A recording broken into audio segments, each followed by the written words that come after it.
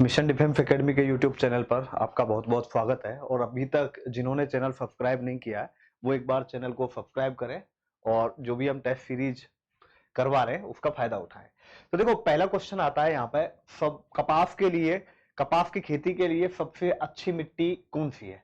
देखो ध्यान रखना, जो सबसे अच्छी, यदि यही पूछा जाए कि सबसे अच्छी मिट्टी कौन सी है, तो सबसे अच्छी मिट्टी होती है बेटा आपकी जलोढ़ मिट्टी, जो कि जो नदी वगैरह होती हैं उनके किनारे पर पाई जाती है। जो उपजाऊ जमीन है उसको वो, उपजाऊ मिट्टी है उसको वो ले आती है। तो जलोढ़ मिट्टी ध्यान रखना सबसे अधिक उपजाऊ है, जो कि नदियों के किनारे मानी जाती है। अब इनके बारे में थोड़ा सा बात कर लेते हैं बेटा। देखो लाल मिट्टी, लाल मिट्टी का जो लाल रंग है, कई बार क्वेश्चन आता है कि इसका लाल रंग क्यों होता है, तो ध्यान रखना वो उसमें लौह अयस्क की उपस्थिति के कारण होता है लाल मिट्टी। हालांकि लाल मिट्टी आपकी गेहूं, बाजरा, जो इसके लिए उपयोगी होती है। रेतीली मिट्टी है, ध्यान रखना ये कम उपजाऊ होती है, बहुत कम उपजाऊ होती है, ध्यान रखना। और ये आपकी कहां पाई जाती है, रेगिस्तान में पाई जाती है अपने ज्यादातर। और ये कम उपजाऊ क्यों होती है, क्योंकि इसमें अधिक मात्रा में नमक पाया जाता है। अधिक मात्रा में क्या पाया जाता है, नमक पाया जाता है। इसके बाद आते हैं बेटा काली मिट्टी पे।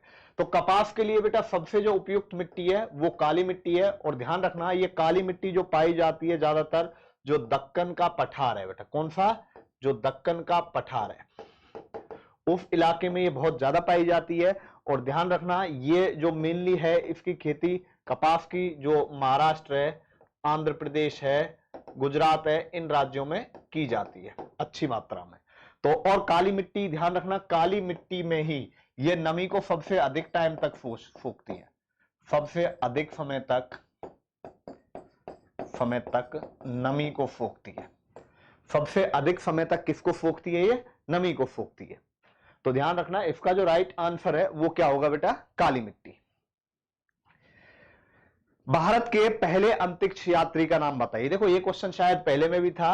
सबसे पहले अंतरिक्ष यात्री का नाम राकेश शर्मा है, जो कि सोयुज T11 नामक विमान में गए थे अंतरिक्ष में और लगभग 7 दिन 21 घंटे रह के आए थे। इसके बाद बात करें बेटा आपकी कल्पना चावला है। जो कल्पना चावला है वो भी एक भारतीय नागरिक थी और अमेरिका वासी बन गई थी बाद में ये। तो ये भी आपकी लगभग 1996 में गई थी। उसके बाद बात करते हैं बेटा सुनीता विलियम्स की। ये भी भारतीय अमेरिकी हैं और ये 2004 में, आई थिंक 2004 की बात है, शायद 2004 की या फिर 2000, सुनीता विलियम्स की बात करें बेटा ये 2007 की बात है, सॉरी 2007 की बात है, ये गई थी। और ध्यान रखना ये सबसे अधिक समय तक इनका अंतरिक्ष में रहने का रिकॉर्ड है। सबसे अधिक समय तक इनका 195 दिन है। इनसे पहले जो था वो लगभग 180-81 दिन रहने का रिकॉर्ड था। तो ध्यान रखना सबसे अधिक समय पूछे तो कौन है, वो सुनीता विलियम्स है। राज्यसभा का सभापति कौन होता है। देखो बेटा राज्यसभा का सभापति, राज्यसभा से संबंधित सारे क्वेश्चन लेता हूं बेटा। 250 सदस्य होते हैं राज्यसभा में, ध्यान रखना। बाकी आपके 238 हैं वो राज्यों से आते हैं। इसके अलावा जो 12 सदस्य हैं वो राष्ट्रपति नामित करता है बेटा, राष्ट्रपति नामित करता है। इसका जो अध्यक्ष है, ध्यान रखना अध्यक्ष कौन होता है, इसका उपराष्ट्रपति होता है। राज्यसभा का उपराष्ट्रपति होता है। राज्यसभा को आपका उच्च सदन भी कहा जाता है। जितने भी क्वेश्चन है बेटा वो बता देता हूं। उच्च सदन भी कहा जाता है, या इसको प्रथम सदन भी कहते हैं, या इसको स्थायी सदन भी कहा जाता है। स्थायी सदन का मतलब है कि राज्यसभा को भंग नहीं किया जा सकता। तो ये आपके बेटा राज्यसभा के विषय में कुछ एक क्वेश्चन हो गए। और एक क्वेश्चन बनता है बेटा राज्यसभा के जो सभापति हैं, उपराष्ट्रपति हैं, ध्यान रखना राज्यसभा के जो उपराष्ट्रपति हैं इनका जो चयन है वो राज्यसभा और लोकसभा दोनों के सदस्य करते हैं। और ध्यान रखना उपसभापति की बात करें तो उपसभापति का जो चयन है वो राज्यसभा के ही सदस्यों द्वारा किया जाता है। इसके बाद चलिए आगे। निम्न में से किस राज्य में समुद्र तट नहीं है। देखो एक चीज ध्यान रखना बेटा, नॉर्थ ईस्ट के जितने भी, जिनको हम 7 सिस्टर बोलते हैं बेटा, 7 सिस्टर बोलते हैं, जो भी 7 सिस्टर राज्य हैं आपके, ध्यान रखना एक भी समुद्र तट पर नहीं है। तो इनमें से कौन सा है, मिजोरम। देखो उड़ीसा है, गुजरात है, गोवा है, लेकिन मिजोरम एक ऐसा राज्य है जो कि समुद्र तट पर नहीं है। इसके बाद चलिए आगे। उस्ताद जाकिर हुसैन किस वाद्य यंत्र से संबंधित हैं? देखो उस्ताद जाकिर हुसैन की बात कर रहे हैं बेटा, तो उस्ताद जाकिर हुसैन ध्यान रखना ये एक प्रसिद्ध तबला वादक हैं, सितार वादक पंडित रविशंकर हैं, ध्यान रखना इनका भी आता है बेटा कई बार, पंडित रविशंकर। और कई बार क्वेश्चन आता है बेटा, सिक्कों में वीणा बजाते हुए कौन सा राजा है? सिक्कों पर वीणा बजाते हुए कौन सा राजा है? तो इसका राइट आंसर ध्यान रखना समुद्रगुप्त है। कौन है? समुद्रगुप्त। तो यहां से भी क्वेश्चन आता है बेटा। उस्ताद जाकिर हुसैन प्रसिद्ध तबला वादक हैं, सितार की बात करें बेटा तो पंडित रविशंकर हैं, वीणा की बात करें बेटा तो वीणा के ऊपर जो क्वेश्चन आता है कई बार कि सिक्कों पर वीणा बजाते हुए कौन से राजा को दर्शाया गया है, तो वो कौन से राजा हैं? समुद्रगुप्त हैं। ठीक है, समुद्रगुप्त को ध्यान रखना भारत का नेपोलियन भी कहा जाता है। इसके बाद चलिए आगे, कौन सा ग्रह आकार और द्रव्यमान में लगभग पृथ्वी के बराबर है? देखो सबसे पहले बात करें बेटा बृहस्पति, ये आपका सबसे बड़ा ग्रह है, ध्यान रखना सबसे बड़ा ग्रह है। शनि के सबसे अधिक उपग्रह हैं बेटा, सबसे अधिक क्या है इसके? उपग्रह। मंगल आपका लाल ग्रह है, मंगल आपका लाल ग्रह कहा जाता है, इसको ध्यान रखना। लाल ग्रह मीथेन गैस है वहां पे सबसे ज्यादा, ध्यान रखना मंगल ग्रह पर। अब इनमें से कोई नहीं, तो इनमें से कोई नहीं। आकार और द्रव्यमान में जो पृथ्वी के बराबर है वो आपका शुक्र ग्रह है। शुक्र ग्रह को बेटा आपकी पृथ्वी की बहन भी कहा जाता है, इसीलिए कहते हैं क्योंकि जो शुक्र ग्रह है वो आकार और द्रव्यमान में लगभग पृथ्वी के बराबर है, इसलिए शुक्र ग्रह को क्या कहा जाता है? पृथ्वी की बहन कहा जाता है। इसके बाद चलिए आगे चलते हैं, कांडला बंदरगाह किस राज्य में है? देखो कांडला बंदरगाह ध्यान रखना, सुना होगा आपने, कौन से राज्य में है? गुजरात राज्य में है। कांडला बंदरगाह का संबंध है जहां से व्यापार होता है अपना, वो गुजरात में। बाल दिवस कब मनाया जाता है? देखो पहला ऑप्शन बेटा 2 अक्टूबर। 2 अक्टूबर को आपका गांधी और शास्त्री जी की जयंती है, तो गांधी जयंती या शास्त्री जयंती के रूप में मनाते हैं। 14 नवंबर को ध्यान रखना नेहरू जी का जन्म दिवस है, नेहरू जी का जन्म दिवस है। और नेहरू जी ऐसा कहा जाता है बच्चों से बहुत प्यार करते थे, इसलिए उनके जो जन्म के उपलक्ष्य में 14 नवंबर को क्या मनाया जाता है? बाल दिवस मनाया जाता है। 5 सितंबर को शिक्षक दिवस मनाया जाता है। क्यों मनाया जाता है? क्योंकि जो पहले उपराष्ट्रपति थे, पहले उपराष्ट्रपति आपके सर्वपल्ली राधाकृष्णन थे, उनकी जयंती पर आपका 5 सितंबर को शिक्षक दिवस मनाया जाता है। इसके बाद चलिए आगे चलते हैं, राज्यसभा का सदस्य बनने के लिए न्यूनतम आयु कितनी है? देखो राज्यसभा की बात करें बेटा, लोकसभा का सदस्य बनने के लिए तो न्यूनतम आयु, देखो राज्यसभा और लोकसभा की बात करते हैं बेटा, लोकसभा राज्यसभा का सदस्य बनने के लिए न्यूनतम आयु कितनी है? 30 वर्ष। और उसकी बात करें बेटा आपकी लोकसभा की, तो लोकसभा के लिए न्यूनतम आयु कितनी है? 25 वर्ष है, ध्यान रखना। तो क्वेश्चन पूछा गया है आपसे कि राज्यसभा का सदस्य बनने के लिए न्यूनतम आयु कितनी है, तो इसका आंसर क्या होगा बेटा बताओ? राज्यसभा का सदस्य बनने के लिए न्यूनतम आयु कितनी है? ठीक है, तो इसका जो राइट आंसर है वो उसका कितना आएगा आपके पास? 30 साल आ जाएगा बेटा। इसके बाद चलिए आगे चलते हैं,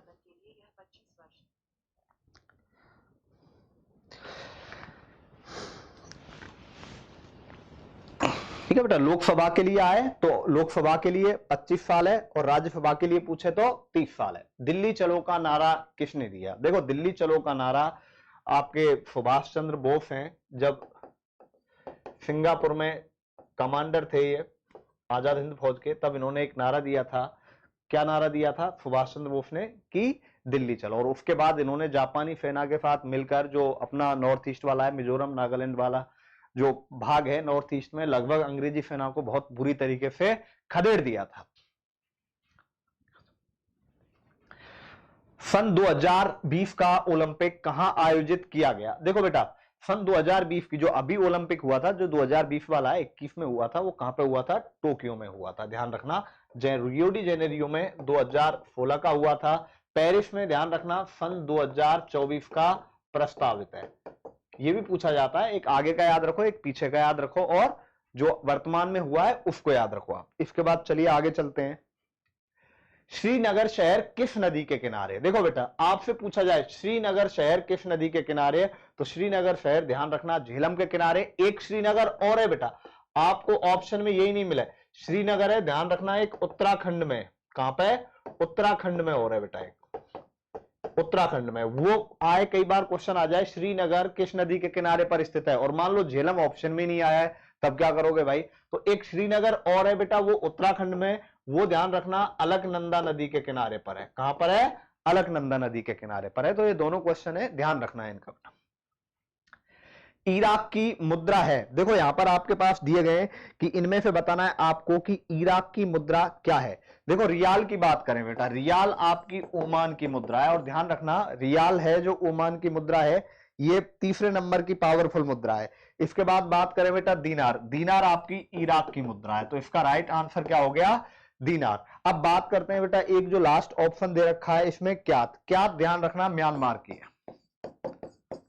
म्यांमार की मुद्रा है।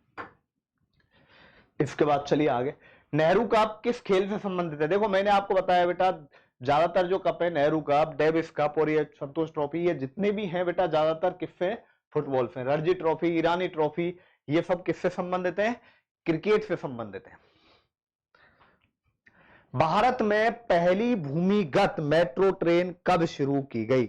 देखो बात करें बेटा यहां पर कोलकाता, देखो कोलकाता में जो मेट्रो ट्रेन है वो 1984 में शुरू की गई, दिल्ली में 2002 में शुरू की गई, मुंबई में 2014 में शुरू की गई। तो सबसे पहले कहां पर शुरू की गई है?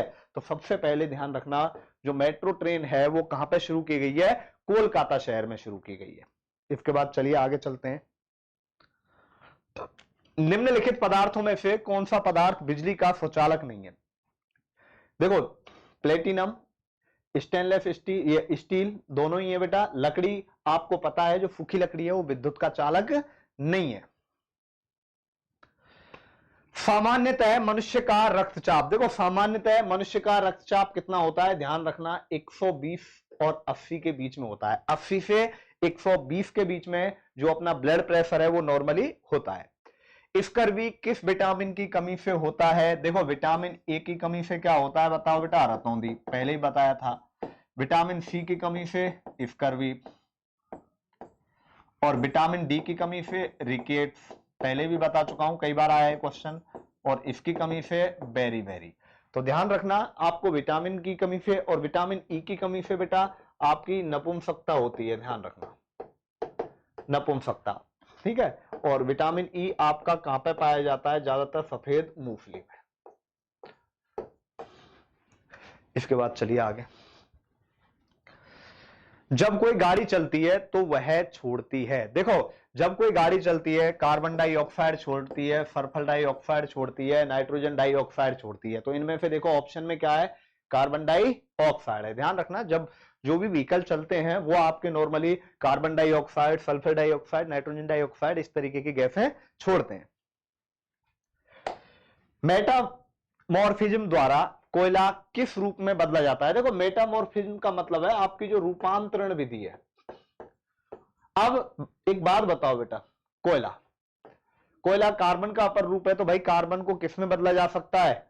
सोने में ही बदला, सोने में नहीं बदला जा सकता, प्लेटिनम में भी नहीं, हीरा में भी, क्योंकि हीरा आपका कार्बन का अपर रूप है। तो ध्यान रखना मेटामॉर्फिज्म का मतलब है रूपांतरण, तो मतलब कोयले को किस रूप में बदला जा सकता है?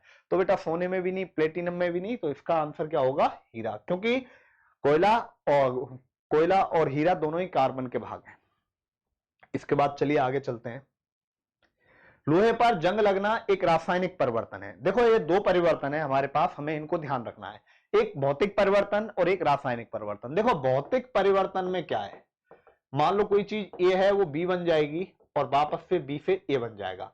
रासायनिक की बात करें बेटा, रासायनिक परिवर्तन में ए से बी बन जाएगा लेकिन बी से ए नहीं बनेगा। जैसे मैं बात करूं बेटा बर्फ का जमना, पानी का जमना, पानी से बर्फ का बनना, देखो पानी से बर्फ तो बन जाएगी और बर्फ से भी पानी वापस बन जाएगा, ठीक है। अब रासायनिक परिवर्तन में लकड़ी का जलना, लकड़ी से राख बनना, अब वापस राख से लकड़ी नहीं बनेगी, ध्यान रखना। दूध का जमना बेटा, दूध से दही बनना, दूध से दही बनना, अब दूध से दही बन जाएगा, वापस दही से दूध नहीं बनेगा। लोहे पर जंग लगना, आप देखो लोहे पर जंग लग गई बेटा, तो वापस जंग को लोहे में बदला जा सकता है? बिल्कुल नहीं बदला जा सकता। तो ध्यान रखना ये आपका क्या हो गया? रासायनिक परिवर्तन हो गया। लोहे पर जंग लगना एक रासायनिक प्रक्रिया है। संतुलित आहार, देखो संतुलित आहार में आपका सब होना चाहिए, प्रोटीन भी होना चाहिए, विटामिन भी होना चाहिए, कार्बोहाइड्रेट भी होना चाहिए, वसा भी होना चाहिए, सारा कुछ होना चाहिए बेटा। कौन सा रोग जो अनिवार्य लसीकरण की वजह से खत्म कर दिया गया है? देखो पोलियो है, भारत आज पोलियो मुक्त है, बाकी ये सारे रोग अभी हैं, तो पोलियो है वो आपका बिल्कुल खत्म कर दिया गया है। सजीव पदार्थों का अध्ययन करने वाला विज्ञान कहलाता है, सजीव पदार्थों का अध्ययन करने वाला विज्ञान क्या कहलाता है आपका? तो देखो यहां पे पहला ऑप्शन है एनाटॉमी।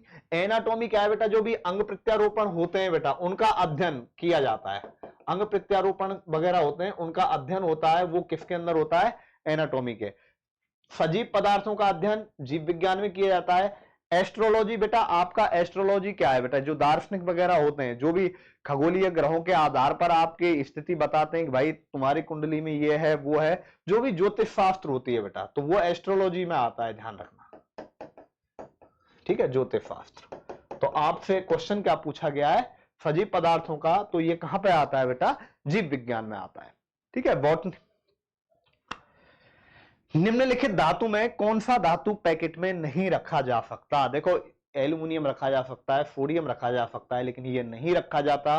सोडियम है, ध्यान रखना कहां पे रखा जाता है, मैंने आपको बताया सोडियम बहुत ही एक मुलायम धातु होता है, ध्यान रखना कैसा धातु होता है? मुलायम धातु होता है, और इसको मिट्टी के तेल में रखा जाता है बेटा, मिट्टी के तेल में, जिसको हम कैरोसिन भी बोलते हैं, ध्यान रखना क्या बोलते हैं बेटा? कैरोसिन भी बोलते हैं। कैरोसिन में इसलिए रखा जाता है क्योंकि यह अत्यधिक क्रियाशील होता है, अत्यधिक क्रियाशील होता है, और अत्यधिक क्रियाशील होने के कारण मान लो ये खुले में रख दिया, और खुले में रख दिया तो एक चीज ध्यान रखना बेटा, यदि ये खुले में रख दिया आपका और ऑक्सीजन से क्रिया बहुत जल्दी को, ऑक्सीजन भी क्रियाशील है, ये भी क्रियाशील है, ऑक्सीजन से क्रिया करके ये विस्फोट कर देता है बेटा, ध्यान रखना। तो इसलिए सोडियम को कहां रखा जाता है? मिट्टी के तेल में रखा जाता है बेटा। अगला, छोटी चेचक किस कारण होती है? देखो ध्यान रखना, जो छोटी चेचक है वो आपकी बेटा वायरस के कारण होती है, वायरस मतलब विषाणु के कारण होती है बेटा। प्रोटॉन का आवेश क्या है? देखो ध्यान रखना बेटा, प्रोटॉन के बारे में बात कर लेते हैं।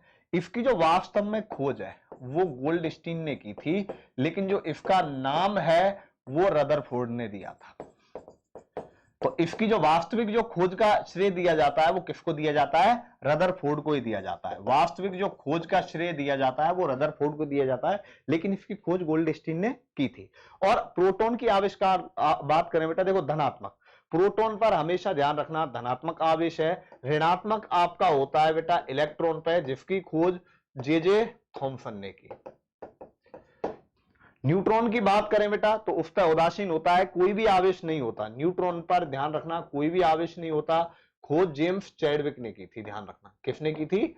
चैडविक ने की थी। तो यहां से बेटा देखो आपके काफी सारे क्वेश्चन निकल के आ रहे हैं। कौन सी धातु विद्युत चुंबक बनाने में उपयुक्त है? ध्यान रखना बेटा, आपका जो कास्ट आयरन होता है, कच्चा लोहा होता है, वो आपका विद्युत चुंबक बनाने में सबसे उपयुक्त धातु है। बिजली के बल्ब में भरने के लिए नाइट्रोजन की जरूरत क्यों पड़ती है? देखो जो भी बिजली के बल्ब है उसमें नाइट्रोजन गैस भरी जाती है और ऑर्गन गैस भरी जाती है। ऑर्गन गैस क्यों भरी जाती है? क्योंकि ये एक अक्रिय गैस है, ये कोई क्रिया नहीं करती है, इसलिए ध्यान रखना नाइट्रोजन गैस के साथ बल्ब में कौन सी गैस भरी जाती है? आपकी ऑर्गन गैस भरी जाती है। अब देखो इसमें क्या कहता है कि नाइट्रोजन गैस क्यों भर रहे हैं? देखो नाइट्रोजन गैस इसलिए भर रहे हैं क्योंकि जो बल्ब का वो है तंतु वो टंगस्टन का होता है, और जो नाइट्रोजन गैस है कोई भी ऑक्सीकरण की क्रिया वहां नहीं होने देती है। जब कोई ऑक्सीकरण की क्रिया नहीं होगी तो अपना जो तंतु है वो खराब नहीं होगा, उससे क्या है उसकी बेटा एक तरीके से मैं कहूं वैलिडिटी बढ़ जाएगी, उसका जो वो है ज्यादा समय तक चलेगा। तो ध्यान रखना ये बल्ब को अधिक बिल्कुल इनमें से कोई भी नहीं है, ठीक है, क्योंकि जो उसका जो वास्तविक उपयोग किया जाता है फिलामेंट जो होता है, फिलामेंट की आयु बढ़ाने के लिए, फिलामेंट की आयु बढ़ाने के लिए। कैसे बढ़ाता है बेटा? क्योंकि ये ऑक्सीकरण की क्रिया नहीं होने देता है वहां पे। इसके बाद चलिए आगे, बडिंग यीस्ट क्या है? देखो बेटा बडिंग यीस्ट ये क्या है बेटा? एक कोश की एक सूक्ष्म जीव है, ये एक कवक है, ध्यान रखना क्या है बेटा? एक कवक है, तो इनमें से कोई नहीं। इसके बाद चलिए आगे, एक फौज के 6% सैनिक लड़ाई में जख्मी हुए। देखो मान लेते हैं बेटा 100 सैनिक हैं आपके पास, 6 जख्मी हुए और बचे कितने बेटा आपके पास 94। लेकिन फर्स्ट कितने 282, यहां पे फर्स्ट कितने 94। तो जख्मी सैनिक बताने हमें बेटा। तो देखो आपके पास 282 सैनिक हैं जो कि फर्स्ट हैं, लेकिन यहां पे फर्स्ट कितने बेटा 94 हैं, 94 फर्स्ट है। आपको जख्मी बताने कितने 6, 94 से कट गया बेटा 3 बार। देखो 3 बार ही कटेगा बेटा, 9 तिया 27, 4 तिया 12 और 6 तिया ये कितना आ जाएगा 18 आ जाएगा। तो इसका मतलब कितने सैनिक जख्मी हुए आपके पास 18 सैनिक आपके उस लड़ाई में जख्मी हुए। इसके बाद चलिए आगे चलते हैं, question number 32। M square plus 11 M N plus 18 N square का गुणनखंड क्या होगा। देखो गुणा करने पर ऐसी संख्या सोचिए जो 18 एम स्क्वायर एन स्क्वायर आए, जोड़ने घटाने पर 11 एम एन आए। तो यहां देखो बेटा सीधा सा है, एम स्क्वायर प्लस मैं कहूं बेटा 9 M N, 9 M N plus 2 M N plus 18 N square. M common लिया तो यहां एम प्लस 9 एम आ गया, प्लस 2 यहां पे एन कॉमन लिया तो कितना आ जाएगा बेटा आप बताओ, m plus 9 m plus 9 n आ जाएगा बेटा, सॉरी 9 एन आएगा, 9 एन। यहां भी बेटा 9 सॉरी 9 एन आएगा, ये एम नहीं है एन आएगा। तो एम प्लस 2 एन और एम प्लस 9 एन, ये आपका वो आ जाएगा बेटा। तो m प्लस 2n देख लो और m प्लस 9n देख लो, तो कौन सा वाला है बेटा पहले वाला ही है। नहीं तो आप यहां देखो सारे प्लस के, तो यहां भी सारे प्लस के आएंगे और ऑप्शन 1 में ही सारे प्लस के दिए गए हैं। इसके बाद चलिए आगे, पहले n प्राकृतिक संख्याओं का देखो 3 फॉर्मूले हैं। समेशन ऑफ n की बात करें तो ये होता है n इंटू एन प्लस 1/2। इसके बाद करें बेटा समेशन ऑफ एन स्क्वायर तो ये होता है n into N plus 1 into 2n plus 1/6। n वर्ग संख्याओं का योगफल ये होता है। तो इसमें कौन सा ऑप्शन सही है, n into N plus 1 into 2n plus 1। एक फॉर्मूला और है बेटा, समेशन ऑफ n क्यू, ये होता है n इंटू एन प्लस 1/2 का होल स्क्वायर। देखो यही होगा सेम टू सेम, लेकिन इसका क्या हो जाएगा स्क्वायर हो जाएगा, ध्यान रखना। Sign theta plus cos theta का अधिकतम मान, देखो बेटा इसका अधिकतम मान मैक्सिमम वैल्यू पूछी है, ध्यान रखना। तो देखो कहीं भी आ जाए a sine theta plus b cos theta, तो इसका बेटा अधिकतम मान की बात करें, अधिकतम और न्यूनतम, देखो इसका जो मान होगा वो आपका होगा plus minus under root of A square plus B square. ध्यान रखना ये होगा ए और बी का स्क्वायर हो जाएगा बेटा प्लस में। तो इसके अधिकतम की बात करें बेटा तो अधिकतम में आ जाएगा आपका plus under root of A square plus B square. यदि आपसे कहे बेटा न्यूनतम तो न्यूनतम आ जाएगा माइनस का चिन्ह आ जाएगा ए स्क्वायर प्लस बी स्क्वायर। तो अब देखो अधिकतम मान ये हो गया और ये आपका कौन सा मान हो गया बेटा न्यूनतम मान हो गया। तो ए का मान देखो यहाँ पे क्या है 1 और बी का मान भी 1 है, 1 का स्क्वायर प्लस 1 का स्क्वायर अंडर रूट 1 का स्क्वायर और 1 का स्क्वायर 2, तो अंडर रूट 2 आ गया। अंडर रूट 2 का मान ध्यान रखना ऑप्शन में ऐसा भी आ सकता है 1.414। तो ये आपका पूरा मान हो जाता बेटा। इसके बाद चलिए आगे, यदि डी किसी समचतुर्भुज का विकर्ण है तो उसका क्षेत्रफल होगा। बेटा ये डी समचतुर्भुज का विकर्ण एक ही है बेटा डी, दोनों विकर्ण की बात कर रहे हैं हम, तो दोनों विकर्ण होंगे D1 और D2। तो इसका जो क्षेत्रफल होता है 1/2 D1 गुणा D2, 1/2 में विकर्णों का गुणनफल। तो ये इसका क्या होता है बेटा क्षेत्रफल होता है, ध्यान रखना। इसके बाद चलिए अगला क्वेश्चन, क्वेश्चन नंबर 36।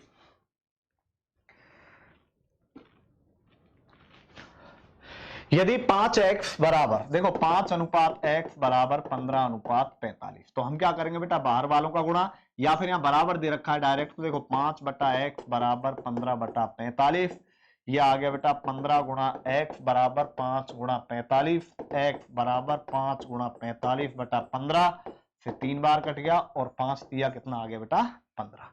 तो x का मान कितना आ जाएगा आपके पास 15 आ जाएगा।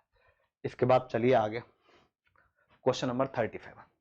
एक विद्यार्थी सही सवालों की तुलना में दुगने गलत करता है। देखो सही और गलत, सही 1 किया गलत 2 किए, कुल कितने किए उसने 48 क्वेश्चन किए। तो कितने सही किए, वैल्यू सिस्टम लगाओ बेटा डायरेक्ट। देखो टोटल 48 क्वेश्चन किए हैं, टोटल कितने क्वेश्चन किए हैं 48। टोटल के नीचे टोटल आएगा, देखो यहां पे बेटा टोटल कितने किए बताओ, 2 और 1 3 किए। सही पूछा है तो सही 1 किए तो गुणा 1 का कर दो, कितना आंसर आ जाएगा 16 आ जाएगा। तो इसका राइट आंसर क्या आ जाएगा 16। 48 क्वेश्चन किए हैं, सही की तुलना में दुगने गलत किए हैं, तो सही 1 किया है तो गलत दुगने किए हैं, तो गलत कितने हो गए बेटा आपके 2 क्वेश्चन गलत हो गए, 1 सही है।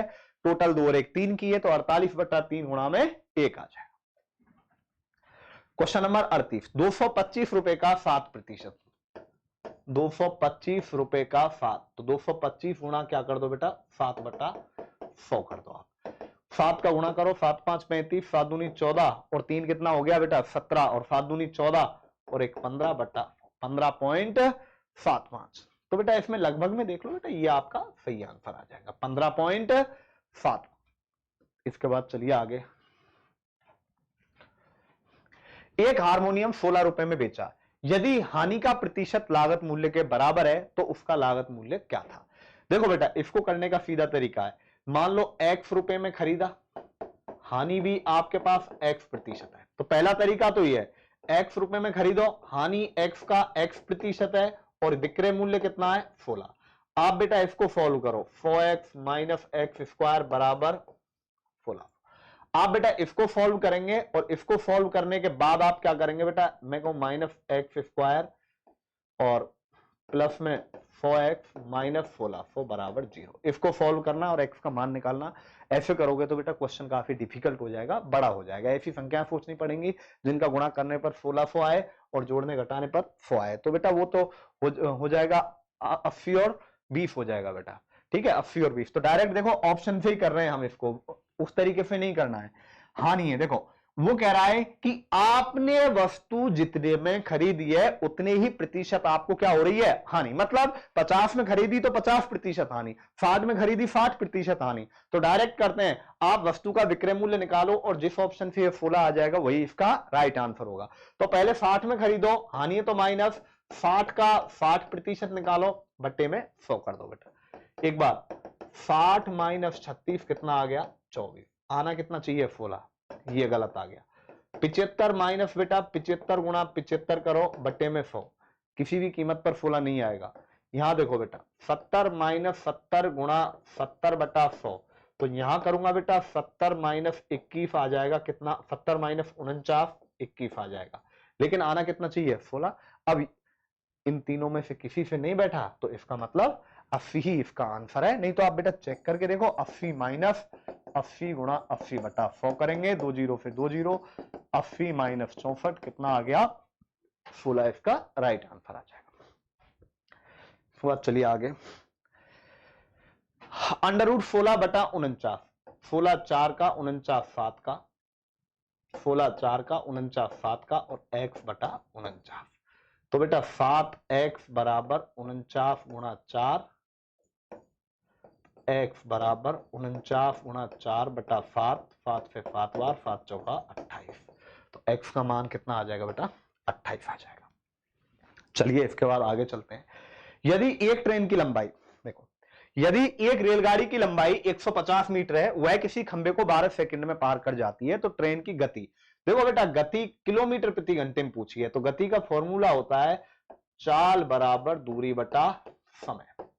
दूरी आपके पास बेटा ट्रेन की लंबाई 150 मीटर है, जब खंबे को पार करेगी, ध्यान रखना जब कोई भी रेलगाड़ी किसी खंबे को पार करेगी तो उस कंडीशन में रेलगाड़ी के द्वारा तय की गई दूरी खुद की दूरी के बराबर होगी। किसकी दूरी के बराबर होगी, खुद की दूरी के बराबर होगी। यदि रेलगाड़ी किसी दूसरी रेलगाड़ी को या किसी पुल को पार कर रही है तो उस कंडीशन में जो तय की गई दूरी होगी वो जुड़ जाएगी। तो यहां पे बेटा दूरी तो 150 ही होगी भाई, दूरी 150 है, समय 12 सेकंड है, तो यह आपकी चाल आ गई। लेकिन ध्यान रखना यहां जो चाल निकल के आएगी ये आपकी मीटर पर सेकंड में आएगी, लेकिन हमें इसको किलोमीटर पर आवर में बदलना है तो गुणा 18/5 का करेंगे। उल्टा है, ध्यान रखना, यदि आपको मीटर पर सेकंड में बदलना है तो गुणा करेंगे बेटा 5/18 का, और उल्टा करना है तो गुणा 18/5 का करेंगे। तो 36 18, 6 दूनी 12, 5 दूनी 10, 0 15 3 कितना आ गया बेटा 45 किलोमीटर पर आवर। तो इसका राइट आंसर आ जाएगा आपका 45 किलोमीटर पर आवर। ए और बी मिलकर किसी काम को 8 दिन में, देखो बेटा ए और बी ने काम किया 8 दिन में, ए अकेला काम को कर रहा है 12 दिन में, एलसीएम कितना आ गया बेटा 24। तो ये 24 आपके पास कुल काम निकल के आए, ध्यान रखना। ए और बी 8 दिन में, बी अकेला कितने दिन में कर रहा है 12 दिन में। अब देखो ए और बी 8 दिन में 24 काम, एक दिन में 3 काम, ए 12 दिन में 24 काम, एक दिन में 2 काम, तो बी अकेला कितने दिन में करेगा, 24 काम करने हैं। ए और बी एक दिन में 3, ए अकेला एक दिन में 2, तो बी अकेला एक दिन में 1, तो कितना आ गया बेटा 24 दिन आ गया। तो कितने दिन में पूरा करेंगे ये 24 दिन में पूरा करेंगे। इनका एचसीएफ ज्ञात करना है, देखो हाईएस्ट कॉमन फैक्टर एलसीएम और एचसीएफ। तो देखो एचसीएफ ज्ञात करना है बेटा, पहले 36 और 24 का एचसीएफ आ गया 12। देखो 36 और 24 में बड़ी से बड़ी संख्या जिसका पूरा पूरा भाग जाए तो वो संख्या क्या हो गई 12।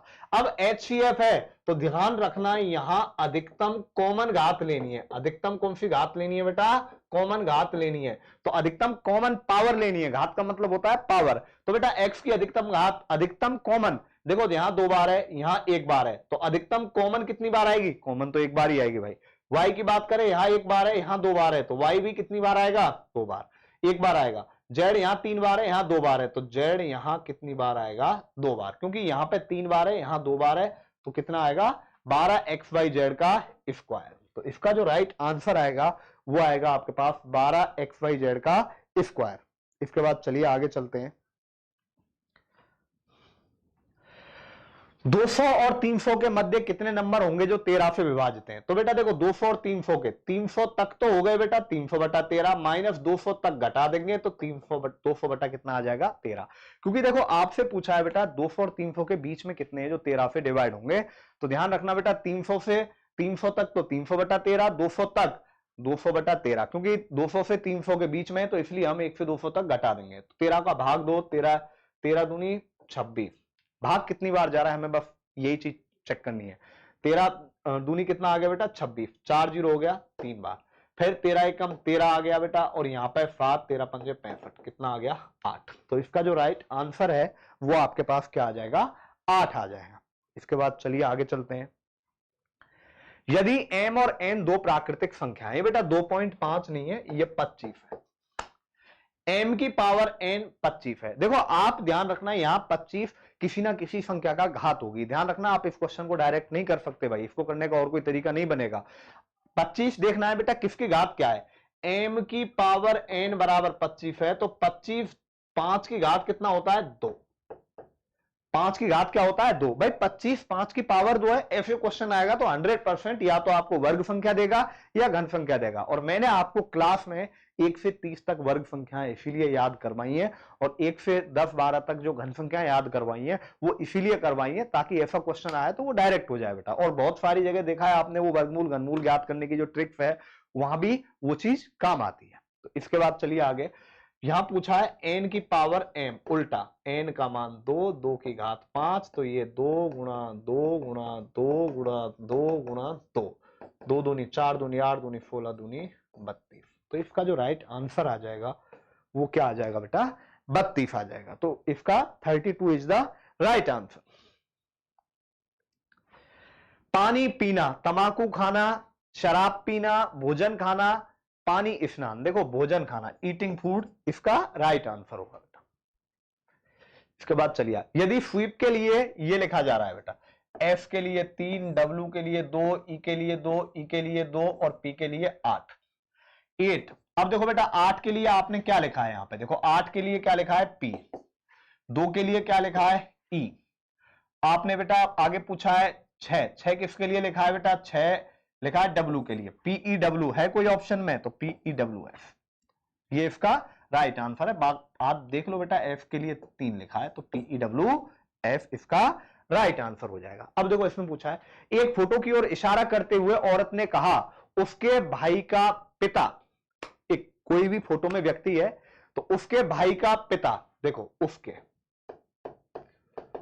उसके भाई का पिता, ठीक है, उसके भाई का पिता मेरे दादा का इकलौता पुत्र है। मेरे दादा का मतलब जो औरत है उसके दादा का, तो औरत बेटा ये है, औरत के भाई का पिता इसके दादा का इकलौता पुत्र है, तो वह औरत उस व्यक्ति की क्या लगती है, या फोटो वाला जो पुरुष है उस औरत का क्या लगता है, तो उसका भाई है, तो उसका भाई है, वो क्या लगता है बेटा, भाई है। दोबारा देख लो एक बार, एक फोटो की ओर इशारा करते हुए औरत ने कहा कि उसके भाई का पिता, उसके भाई का पिता मेरे दादा का इकलौता पुत्र है, दादा का इकलौता पुत्र उसके भाई का पिता है। तो उसके भाई का पिता मतलब ये जो फोटो वाला है बेटा, ये भी इसका भाई, यही ध्यान रखना, यहां औरत होगी तो इसके भाई का पिता, ये भाई है, भाई का पिता क्या लगेगा, दादा लगेगा।